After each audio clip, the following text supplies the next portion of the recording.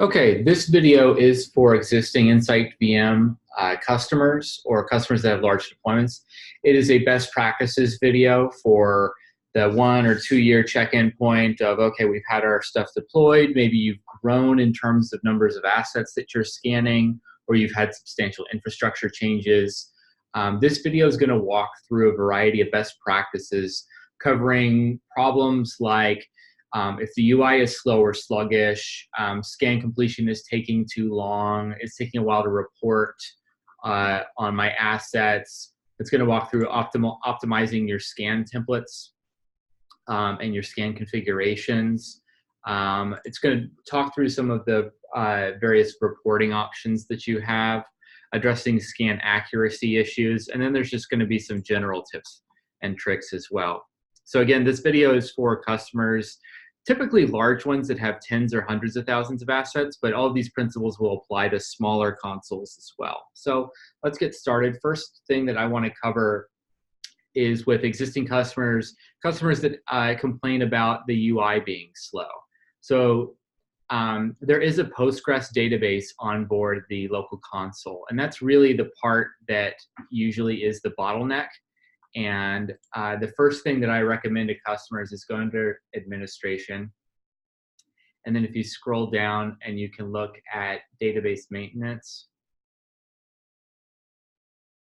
there's a bunch of settings in here that you can play with.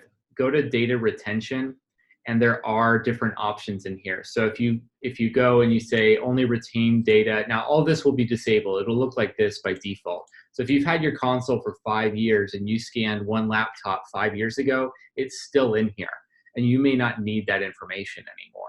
And that sort of bulk old data, the raw data that you don't need anymore, you can get rid of that and help speed up your console. So retain only data within a specific time frame, and you can set different agent or different retention policies.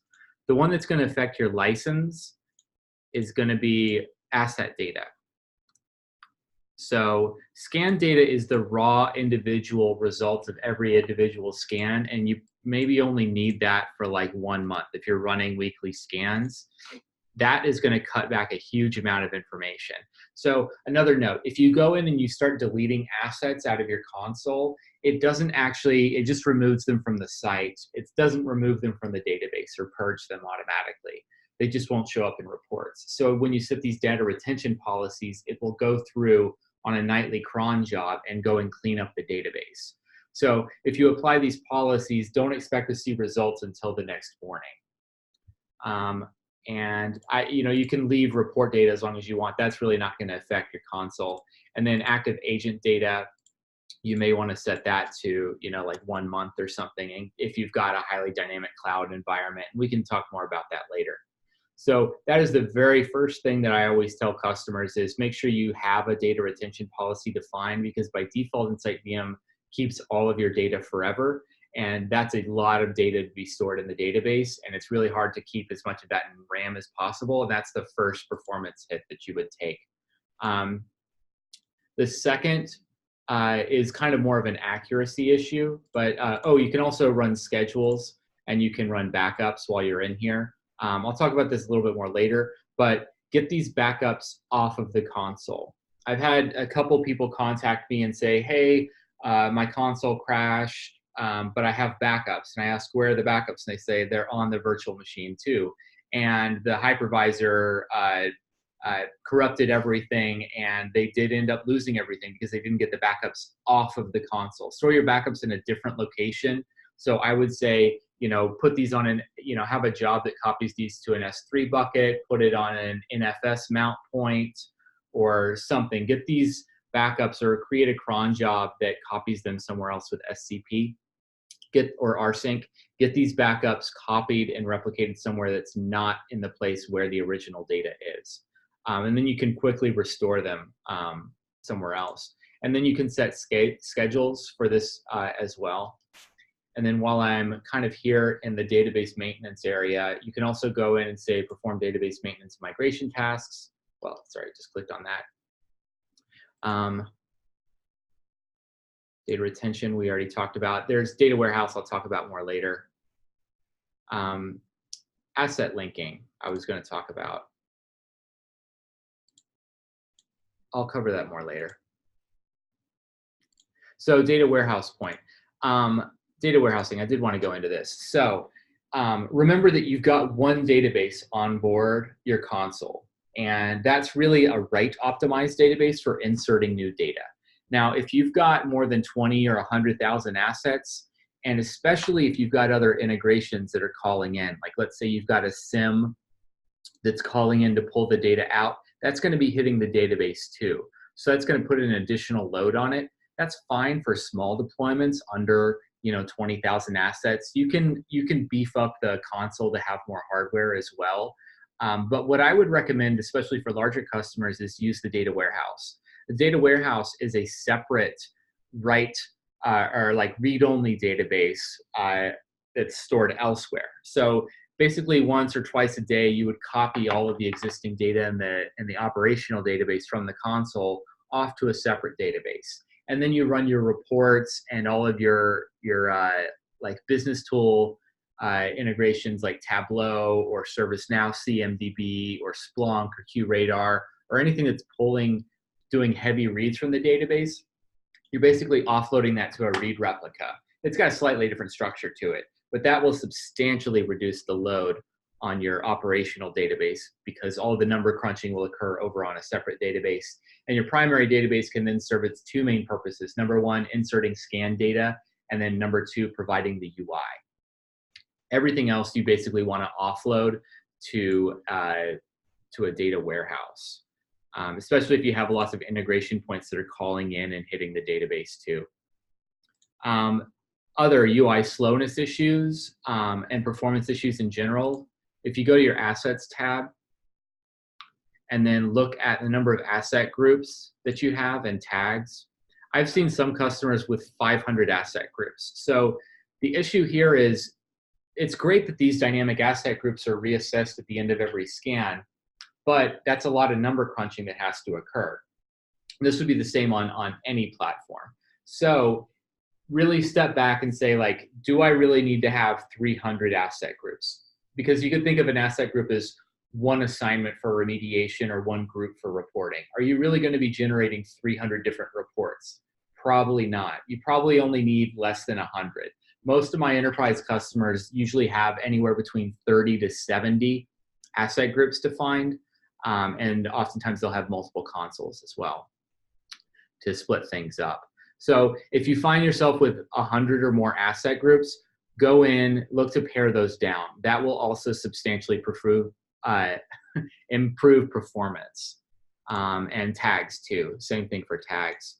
Other UI slowness issues. So if you originally purchased InsightVM for 10,000 assets and you spec'd it as such, and then over time you grew to 25,000 assets 2 years later, hey, that's great that you're scanning more assets. The problem is maybe you didn't update the hardware or the virtual machine settings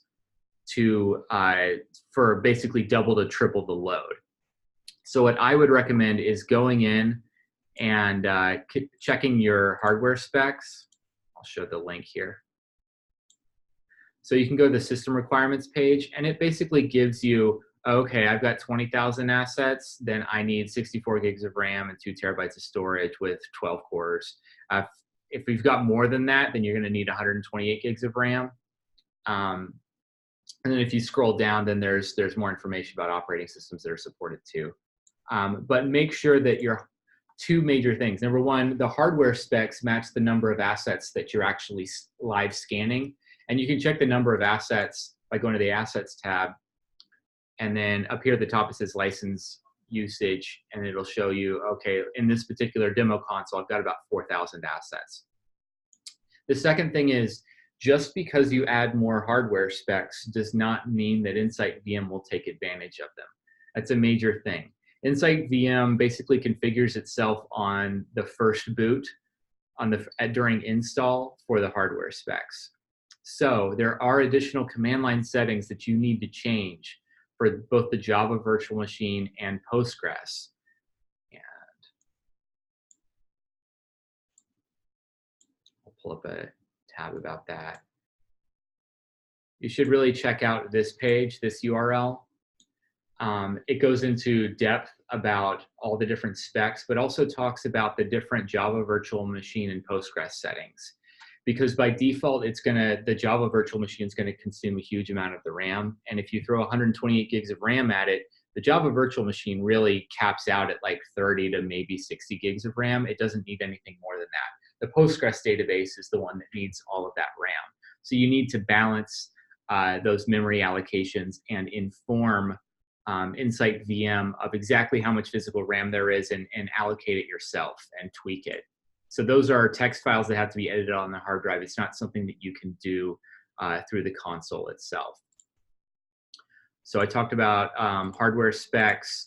Oh, another thing, if you've got your console deployed to the cloud, like in AWS, if your console's hosted up there, look at the type of storage that you're using. I had one customer complain about a cloud-hosted console and saying that, you know, we gave it the exact specs that you requested, and then I looked into it, and the type of storage that they were using wasn't the right type. So there's about 5 to 6 different types of storage in AWS that you can allocate, and they were using one of the less cost-effective or the more cost-effective ones, basically the cheap one that didn't have provisioned IOPS. So another note, not everybody knows this. There's IOPS and there's throughput. Throughput is for sequential reads, which is great for like data warehouses or housing large files, but databases are accessed at random, and those need IOPS. So you're going to want to provision a large number of IOPS on your EC2 instances, EBS volumes for database access. So you need to switch it to a provisioned IOPS SSD type of EBS volume, and you can also use RAID arrays if you want to get a little bit more out of that. But if you allocate the 2 terabytes and then give it 50,000 IOPS, then you're going to have a pretty fast console. So that's it for like UI slowness and common issues that we go into there that I run into over my 4 years here. So next I want to talk about optimal scanning. So not everyone follows best practices on configuring their scans. Oftentimes they'll create a very small number of sites and then plug in a huge number of credentials because it's quick and easy to set things up that way. But in reality, that's not really best practices. You could get scans done quicker and waste less time. So oftentimes if you've got a really large network to scan, like let's say you've got a class B or larger, don't put that as one individual site that's a vuln scan. Instead, you're going to want to break things up into multiple sites and phases. So I'm going to do create site. And I'm just going to call it large subnet. And then 10, I'm going to give it a /16. Now, the important part here is that I'm not going to use a vuln scan on this. In fact, I'm just going to use the discovery scan. And one of the other new things that's optional is I could do authenticated discovery scans. So what I would do is I would say discovery scan, and I'm going to copy scan template. And I'll call this discovery authenticated. I'm going to do like enable Windows services and then use credentials. And then I'll talk about this more later, but you can customize the speed basically of the scan. And so this is now an authenticated discovery scan.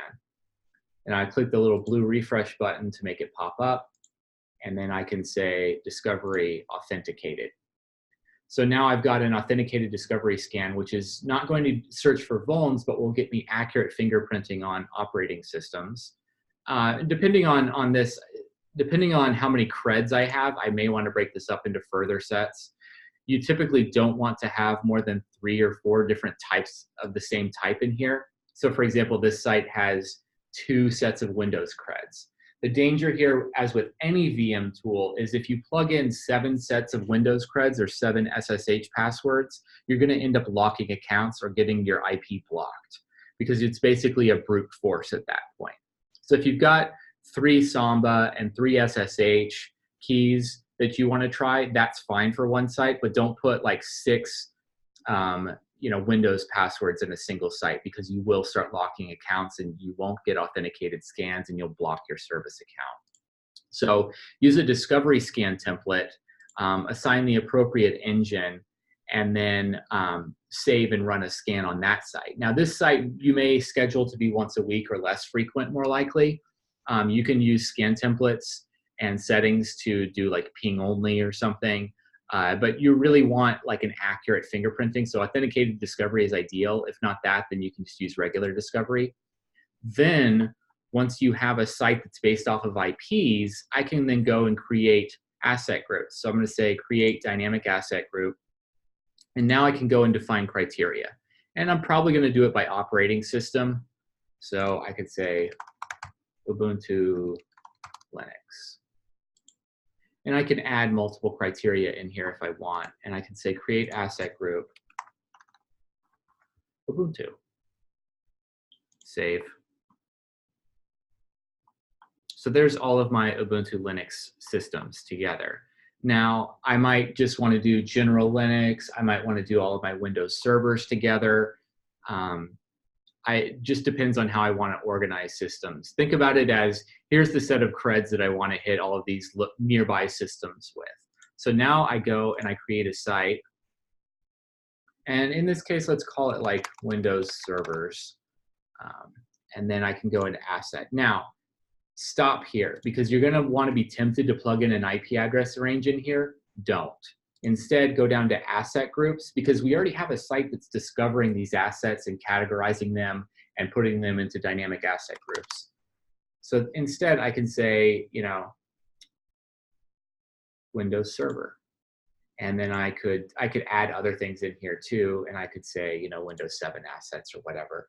And then I could also block things using this method too. So asset groups, I'm not sure if there's a printers one, but I could block printers or phones or whatever in here as well. And now this, I would make my regular authenticated vuln scan. So if I've got a large like class B network and it's it's broken into like 3 or 4 different parts, or I have tons of different machines on it, I'd run one individual site that's the discovery on it. That's only going to take like an hour if I've tweaked everything, maybe 2 hours at the most. And then I'm going to come back and I can run multiple scans simultaneously of, okay, I'm going to use engine number 1 to hit all the Linux systems. And I'm going to use engine number 2 to hit all of the Windows servers. I'm going to hit engine 3 to hit all the desktops or the switches or whatever. So use one site to do discovery, and then use other sites to handle the authentication and the scan templates. And then use dynamic asset groups instead of IP addresses. Don't use this box in this case. Okay, going forward.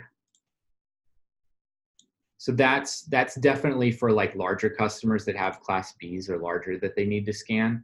The same thing that I just showed you works well for policy scanning too. If you're going to do CIS benchmarks of like the Windows Server 2016, you want to scan all of those together.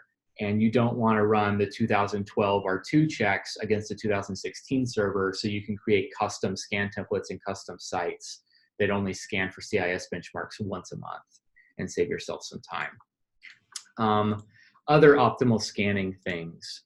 So I can also create blackout windows when I create a site. So engines obviously need to be kept up to date.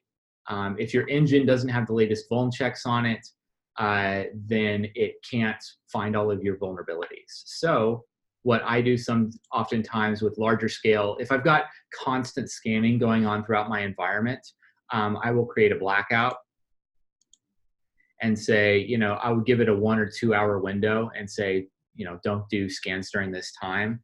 And this would give it an opportunity to do updates too. So then I can configure the update time to be 5 minutes after the blackout window starts. And then I can guarantee that all of my engines, I can set global blackout windows too in the admin menu. That way I can guarantee that all of my engines are going to be up to date. If you're having problems with engines falling behind on versions, it's probably because they're running 24/7 or they're running whenever the update window is. So you may have to build in a blackout window to give them a chance to catch up. Let's talk scan speeds. So optimizing scan speeds. I wrote a calculator. It is possible to scan a huge number of assets. We have one of our largest customers scans 1 million live IPs every 24 hours. So if you're saying, oh, you guys are only scanning 5,000 a week, well, there's some tuning that needs to take place. Our tool by default is going to be relatively safe and slow. You can certainly crank it up to 2, 3, 4x, or you can add additional specs to the engines and then crank up the scan template settings. Again, we have customers that scan 1 million live assets every 24 hours. So it is certainly possible to scan a huge number of assets. In one of my POCs, it was for a telecom company, and we had to scan, they had a 5-hour window overnight where they could do their scanning every night, and they had to hit 130,000 live IPs in 5 hours. So I built this calculator for us, and this is basically an Excel version of this other link over here.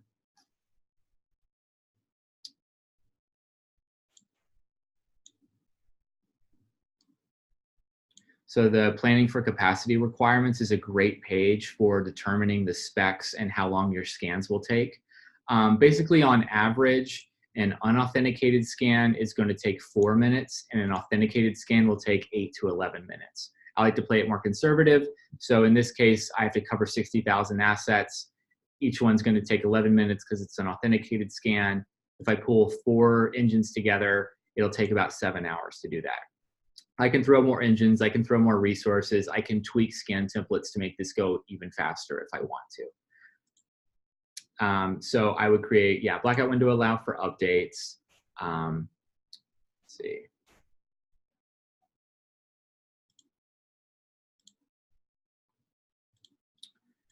So you can also build custom scan templates. So you can throw hardware at the issue, and you can, in here it's got, what size console do I need, what size engine, how long does it take, and goes through all of these calculations. And then the knobs that you would turn are basically on the scan template settings page. And this is in this area. So I'll go in here and I'll create a custom scan template. And I'll show you the common one that I do for a more speed-based POC. So I'll do manage scan templates. And I want to start with one that's already built rather than build one from scratch. The best one to start with is full audit without Web Spider.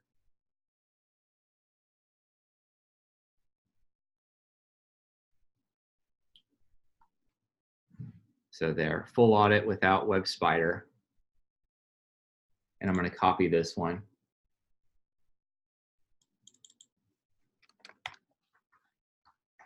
I'm going to call this full audit faster. I'm going to turn off policies because I don't want to run a policy scan every 24 hours or 72 hours. I don't need to do that. I'm going to enable Windows services. I'm also going to crank this up to 40 assets per scan engine and 40 processes per asset. Asset discovery. Since I may, depending on how I have this set up, I may just want to do ping only, because that's going to do a quick ping sweep of the assets, which will save me a huge amount of time. And then service discovery, I'm almost always going to leave alone. And then discovery performance, I can also tune this in here. So I may want to say only 1 retry for the ping only. The timeout interval, let's say they're all on a LAN that has relatively fast speed. So I'm going to cut it down to 250 milliseconds. And then I can also adjust other settings in here that the help file explains. Now, if you want to enable or disable particular checks, which I typically don't recommend doing, but if you want to, you can do that from in here. So now I've got a faster scan template that is going to go after more assets. Now I can go in here and I can look at my calculator and say, okay, maximum retries is 3. I can change the number of ports that I'm going after, some number of simultaneous connections. I can really crank these up really far. So they start at 10 and 10, and you can go up into the hundreds. You can crank these, if you have the right specs, all the way up to like 400 each. And I would save this scan template, apply it to a site, and my scans would run faster. Now, you may have other assets that are, remotely located, and agent's a better fit for those. or you don't want to overwhelm or saturate like a T1 link. So be aware when you're doing this that you don't want to saturate particular links. And when you go into like discovery performance and you scroll down, you can say packets per second rate. You can adjust those settings as well to make sure you don't saturate any link. Okay, so I know maybe you do or don't know about this, but a lot of customers who've had us for a while surprisingly don't know one of our major differentiators, which is dynamic connections. So yeah, you can plug in IP address ranges. Yeah, you can deploy an agent, but one of the things that we offer that saves you a huge amount of time is the ability to connect directly into your infrastructure, and you should definitely be leveraging this. So instead of crossing your fingers and hoping that an asset is online during the scheduled scan time, you can trigger a scan on an asset as soon as it comes online. So let's say someone powers up an ESX server or a VM on an ESX farm, and you want to go ahead and kick off a workflow, right? Trigger a scan on it, figure what kind of asset it is, put it in the right asset group. Depending on the vulnerabilities, potentially open up a ServiceNow ticket, stage patches in SCCM for it, quarantine it on a firewall or a NAC, open up tickets, email somebody to know them about something. So all of that gets kicked off from here. So instead of waiting for scans to run, you can trigger individual scans based off of a DHCP lease being pulled. This would be like a new asset joining the network or someone joined the VPN, a new asset being provisioned in Active Directory, a new asset being powered on in VMware vSphere, or a new EC2 instance being created in AWS. You can trigger scans immediately after those events happen on those assets and then start to kick off other workflows over here on the left. You should definitely be using this. It's one of our best features and will save you a lot of time. And if you don't have, for some reason, someone didn't tell you about a particular IP address range, this would still catch it as long as you're hooked up to your whole infrastructure. You can find all of your assets in your organization, and then you could do like a CMDB integration to push all of that information over into a CMDB. One quick thing while I'm here on AWS, you can host the console in the cloud. That makes security a little bit easier for setting this up. You can also make sure you're using provisioned IOPS on the database for the EC2 or the EBS volumes on it. You can automatically synchronize to pull in tags as well, which would synchronize tags with AWS. So you can use AWS-based tags to control your workflows and your reporting over on the InsightVM side, so you don't have to reinvent the wheel.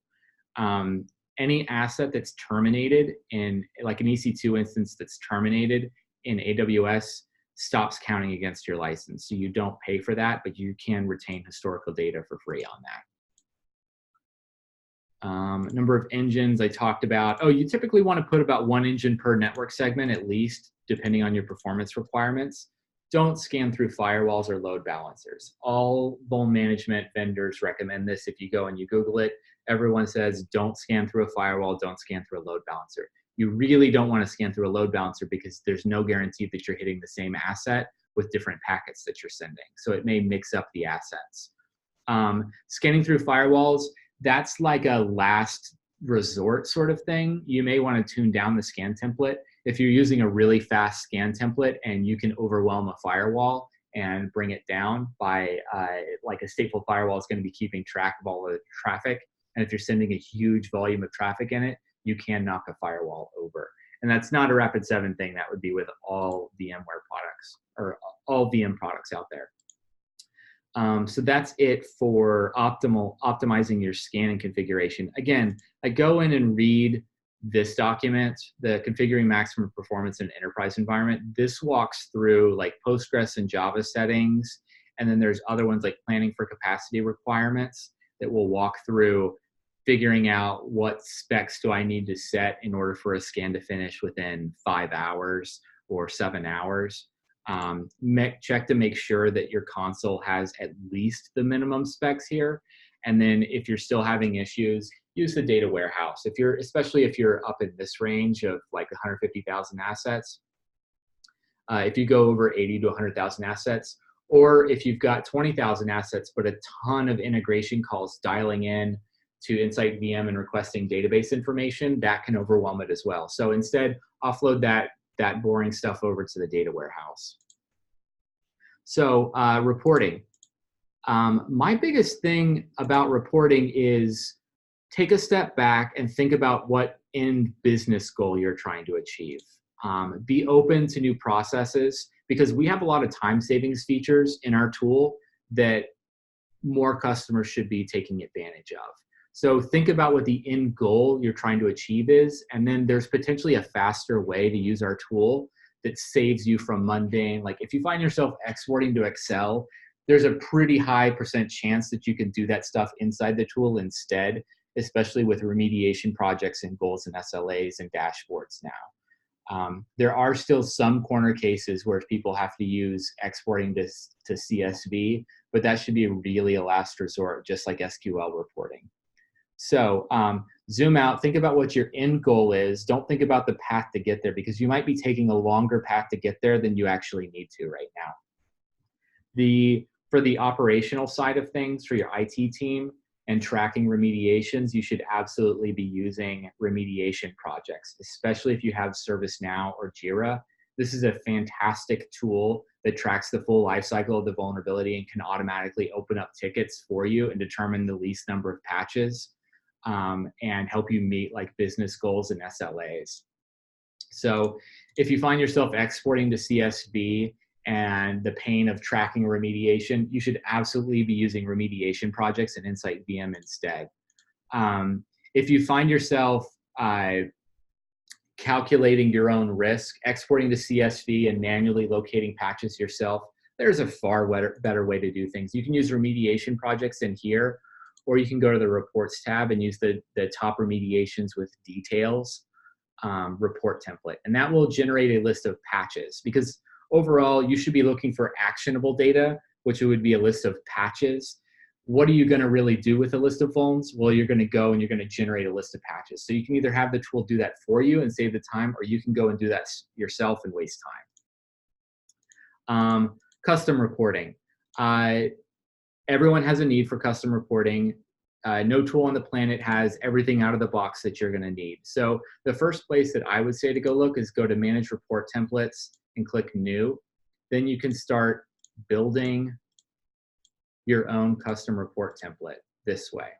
So that's the first option. That's for snapshot, moment in time sort of things. Dashboards are a great way to customize this information as well. So I can go in, I can build a custom dashboard. So I can do add a card. There's over 100 cards as of today in here. I can go in, add various cards, and then I can filter things. So when I click on expand card, I can then use this filter at the top to further filter and create custom dashboards this way. And these dashboards will update immediately after every scan finishes or agent checks in. So you don't have to worry about, hey, do I have the latest data? Do I have to go recalculate something in Excel and export it? Don't do that. You can if you want to, but save a bunch of time and do it inside the tool instead. And you can build out custom dashboards and then share them with other people. When you build out these custom queries, you can save them. So if you've got one that looks for the various operating system, or here's one that looks for all Windows systems. And then I can start filtering vulns or assets based on that information. And I can search by asset or vulnerability in here. And coming soon, we've got the query builder that's going to be even more verbose and have access to even more information. So you're basically, instead of writing SQL queries, you can build these views and then have it automatically update, and then start driving remediations off of it as well. So that would be the second option. Consider custom dashboards, consider remediation projects. The absolute last resort is SQL reports. We've got a lot of large customers that use SQL reports. If you're relying heavily on them, first of all, you should probably be using the data warehouse instead, because custom SQL reports don't necessarily use tables in the same way, and they may be very inefficiently written, or certain fields that you're looking for may not be indexed, and so it can really slow things down. So you can, if you want to, generate an SQL report. And we've got an online community for building these things. And you can say, learn more about the data model.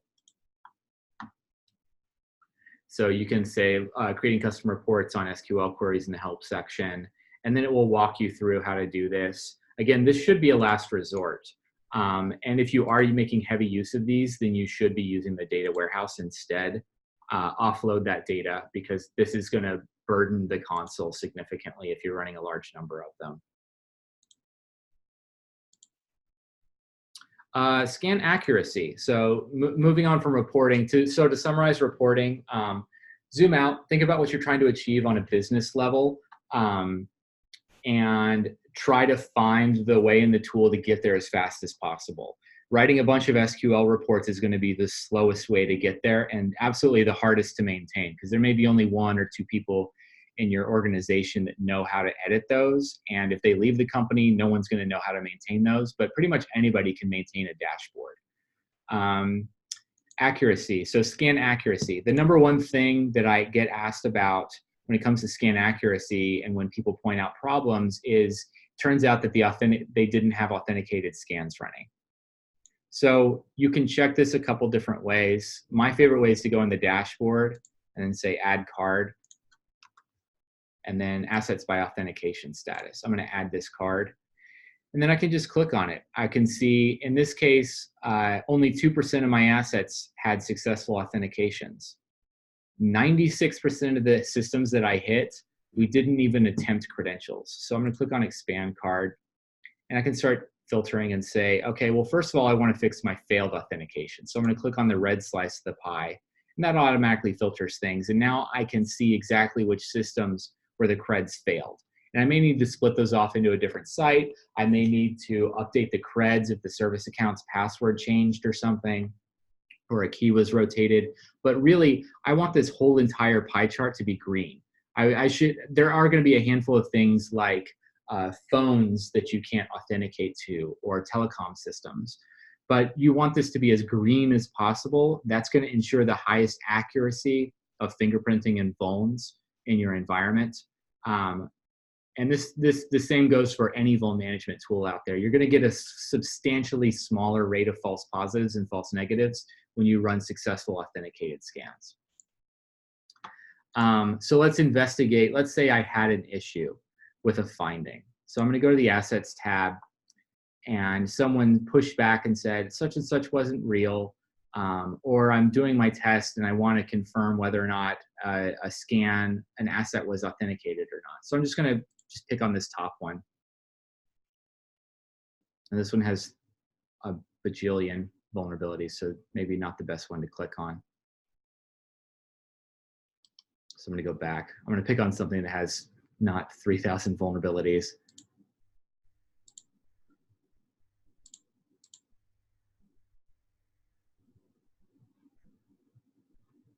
Wow.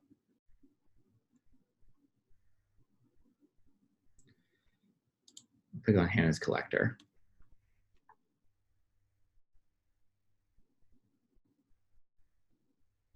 So I'm investigating the asset page. Now the asset page is going to be a little bit different than node.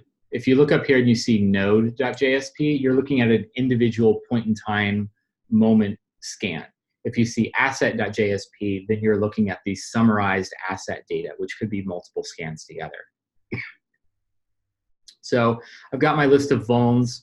The important part is to go up here and click on items. Now I've already done this here, but you'll see a field that says fingerprints. Click on that, and then scroll down near the bottom. It'll be the second to last thing. It'll be above the patch recommendations, and you'll see a section called fingerprints. This is really important for diagnosing authentication problems. So the way that this works is when the scan engine is scanning an asset, it's going to be in reverse chronological order. So it starts down here at the bottom and says, okay, this is a Linux system because of IP stack analysis. I continue scanning it, and I have a 75% confidence that this is some sort of Linux system. I don't know anything more than that. But then authentication was successful because I see a certainty of 1 in here. and I can see administrative credentials, and suddenly it knows that it's a 64-bit processor. Now, in this case, it now knows that it's Ubuntu Linux specifically instead of just general Linux. And so when you have a fingerprint of 1, then you have authentication success. And then you should see other information like containers or users and groups or software that's installed pop up. Unauthenticated scans will only capture about 10 to 20% of the vulns in your environment. The other 80% of vulnerabilities are only found with local scans with administrative credentials. Now, those could be found with an agent too. But if you're not getting an authenticated scan, you're going to have accuracy problems, and you're going to be missing 80 to 90% of your risk at least off of that system. So while I'm talking about this, I want to talk about how an asset is uniquely identified. Because if an asset's IP changes over time, you should be able to still uniquely identify that asset. And that starts to get onto the topic of what we call ghost assets. So in this case, we had a successful authentication. I'm going to go back and pick on a Windows systems.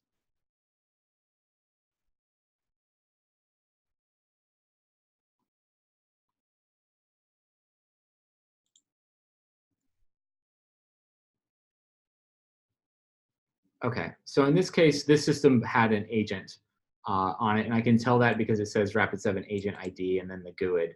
Now, if you didn't, all of this would still look the same, except for you'd see like Windows UUID. So when you get an authenticated scan, it doesn't matter if the IP has changed. It doesn't matter if the asset has multiple NICs in it, like a server that might have 4 network cards in it. It doesn't matter. It's only going to count as one asset because it logs in, it pulls a unique identifier from the registry and then says, aha, this is the same one that I saw earlier. And when you have asset linking enabled, it will also know, even if the asset has been scanned in multiple sites, oh, this is the same asset that I saw in site number 2 and I'm in site number 3 right now, so I can just update it. Asset linking was enabled by default several years ago, back in like 2016 or 2017. But before that, it was not enabled by default. It's important to have enabled. There are a couple corner cases where you don't want to have asset linking enabled, where you've got repeating IP address ranges, but with distinct assets in different sites. So in those cases, you would not want, like if you had a bunch of assets that like phones that you couldn't authenticate to and that didn't have a DNS name in multiple sites, and they had the exact same IP addresses, and you wanted to make sure that they weren't the same asset. First of all, what are you doing scanning those systems? Because you probably can't patch them. But second of all, you may want to disable asset linking in that case. So we will uniquely identify assets first by authenticating to them and then pulling some sort of unique identifier from the system. Second, we're going to go for host name. So we'll do reverse DNS lookups to determine the host name of the system. Third, we're going to look at MAC address. Now, this is only accessible if the scan engine has layer 2 access to this asset, which is why you want to put scanners inside the same network segment as their targets. If you're scanning through a firewall, you will not be able to get this information. And so if you're running unauthenticated scans, it'll be harder to uniquely identify systems, especially if their IPs are changing. Same would go for any vuln management software out there. So put the scanner near your targets and run authenticated scans, and you won't have any problems. So the last way is by IP address, and that's really like low weight. It's not considered necessarily the same asset. If like a phone on your network's IP address is changing and there's no host name, you can't get to the MAC address and you can't authenticate to it, there's no way to know, and you can't install an agent on it, there's no way to know if that system was the same one that you saw earlier with a different IP address, so it will count it as a new one. Which is why data retention policies are really great, because you want to get rid of anything that's over like a month old in those cases, and that way it keeps your database running fast and reduces your license utilization. So I talked about fingerprinting. Ghost assets. From time to time, some customers have their firewalls configured to respond with a TCP reset on any asset that's not live. So I don't know exactly why they do this, but customers have it set up to where if I say I want to connect to port 80 on an IP address and that IP address isn't live, then the firewall will respond TCP reset, which is a response, which makes the scanner think, oh, that system must be alive. I'm going to count it as a live asset.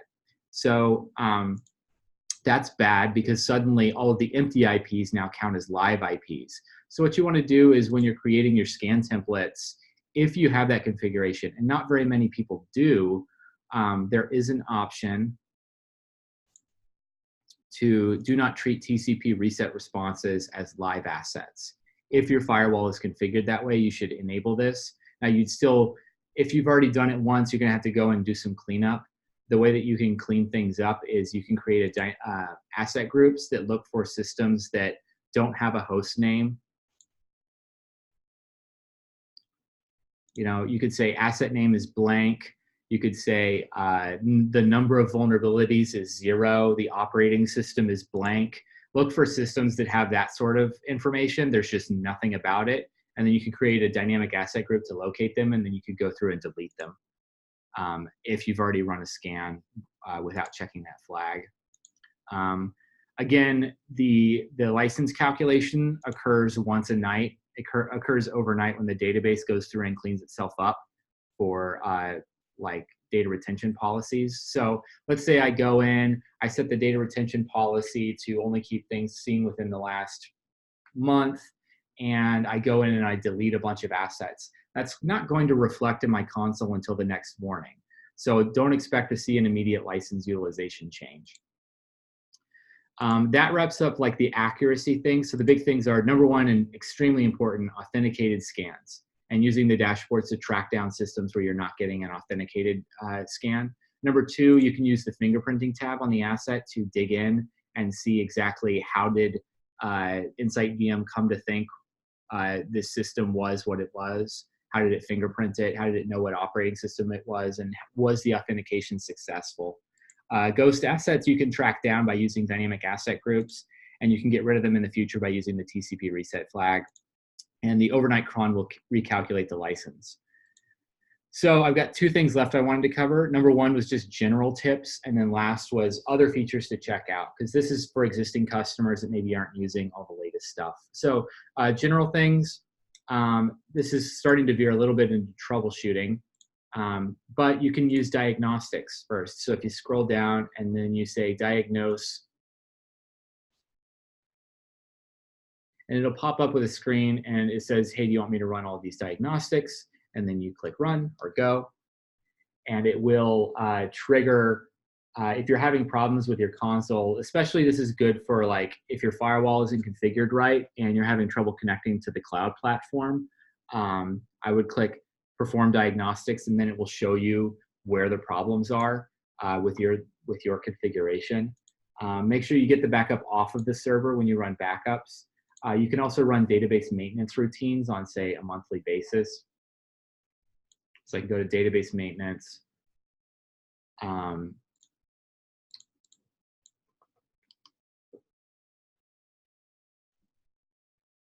I can configure additional settings to say, you know what, clean the database up, you know, on a nightly basis, or re-index this, or you can do database optimization routines on a schedule. Other things to check out. So you should really check out goals and SLAs. I would say remediation projects is the most important thing to check out from the InsightVM features. But one of the newer parts is goals and SLAs, which allows you to translate business requirements into technical requirements. So I can say, I want to remediate anything that's remotely exploitable on production machines within 7 days. And I can define these goals, and it will automatically locate. Now, I happen to be compliant right now, but it will locate systems that are causing me to fail that compliance. And then I can quickly, with about 6 or 7 clicks, fire off a series of tickets to the asset owners that will get me into compliance. So I could check a box and say, create a remediation project. And it will take care of this for me, and I just have to tell it who and when it's due, and then it will fire off the tickets. So goals and SLAs are a major new capability. Automation tab. This is a huge time savings. So if you want to configure alerts If you want to do automation assisted patching, if you want to do endpoint containment, these are more advanced use cases. But if you want to get some further time savings and adopt more of a DevOps model, then you can use the automation tab to set that up. At a minimum, you could set up email distribution and say, hey, let me know if I suddenly have SSH open to the internet. Hey, let me know if I'm out of compliance with my SLA. Email me and notify me. Cloud configuration, if you've got an AWS account or hundreds of AWS accounts, included with your license is cloud configuration. So you can hook it up to your AWS accounts and then determine like, where am I failing to meet policies? Now, this isn't inside your EC2 instances. This is on an AWS account level. So things like, do I have S3 buckets that are public and open to the world? Do I have permissive security group settings? So we'll go through, scan all of that, and then show you. More of a DevOps model. We can also connect it to your container registry pipeline and trigger scans on new containers as soon as they're checked in, container images, and scan assets with containers as well and report on them. And then lastly, you can integrate with Jenkins as well. Just like you could integrate with DHCP and trigger scans as soon as a new asset joins the network, you can integrate with your build pipeline and trigger scans on new assets that your SDLC is spinning up and prepping new web apps or whatever on. You can hook it up to Jenkins. There's a pre-made Jenkins plugin where you can trigger scans on new assets as soon as they're built. That wraps it up for the best practices for InsightVM. Again, this didn't really cover troubleshooting or all the new features, but like things that you should definitely be doing. My name is Tim Honker. I am the lead solutions engineer for the West Coast. Thanks so much for your time.